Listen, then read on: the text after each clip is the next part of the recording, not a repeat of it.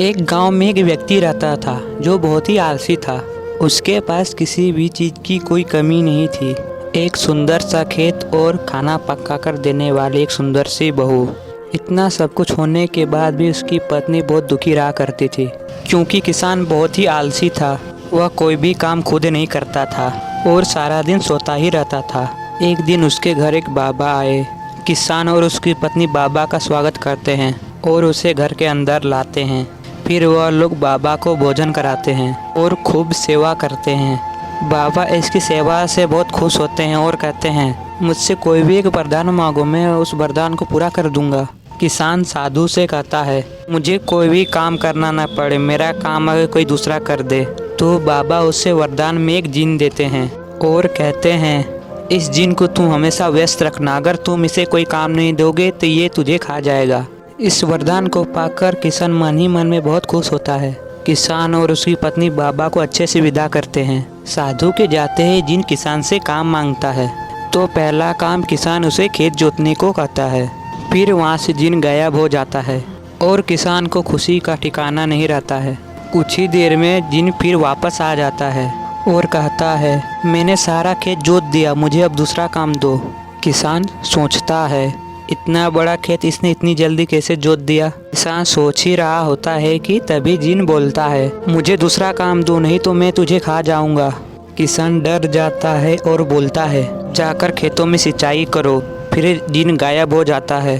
फिर थोड़ी देर बाद आके जिन कहता है, मैंने खेतों की सिंचाई कर दी है, अब अगला काम बताओ। किसान एक एक करके सारे काम उसे बताता जाता है और जिन उसे चुटकियों में पूरा कर देता है। किसान की पत्नी यह सब देख रही थी और वो अपने पति के आलसीपन पर चिंता करने लगी।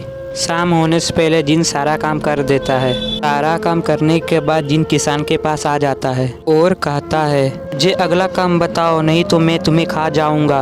अब किसान के पास कोई दूसरा काम नहीं बचा था जो वह जिन को कह सकता था और किसान को चिंता होने लगती है और वह काफ़ी डर भी जाता है। किसान की पत्नी उसे डरा हुआ देखती है तो अपने पति को इस संकट से निकालने के लिए सोचती है। वह किसान से बोलती है, सुनिए जी, आप अगर मुझे वचन देंगे कि आगे से आप कभी भी आलस नहीं करेंगे और अपने सभी काम आप खुद करेंगे, तो मैं इस जिन को एक ऐसा काम दे सकता हूँ जो इसे वह कभी पूरा नहीं कर पाएगा। इस पे किसान सोचता है, पता नहीं ये इसे क्या काम देगी। किसान अपना जान बचाने के लिए वो अपनी पत्नी को वचन दे देता है कि मैं अब आलस कभी नहीं करूँगा। इसके बाद किसान की पत्नी उस जिन से कहती है, हमारे गांव में कुत्ता है, उस कुत्ते की पूँछ जाकर तुम पूरी सीधी कर दो, लेकिन याद रखना उस कुत्ते की पूँछ पूरी सीधी होनी चाहिए। जिन बोलता है, जो हुकुम मैं अभी ये काम कर देता हूँ। और यह कहकर जिन वहाँ से चला जाता है।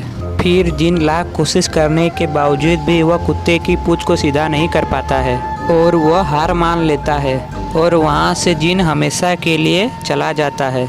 इस घटना के बाद किसान आलस छोड़ देता है और वह अपना सारा काम खुद ही करता है और इसके बाद किसान और उसकी पत्नी खुशी खुशी रहने लगते हैं।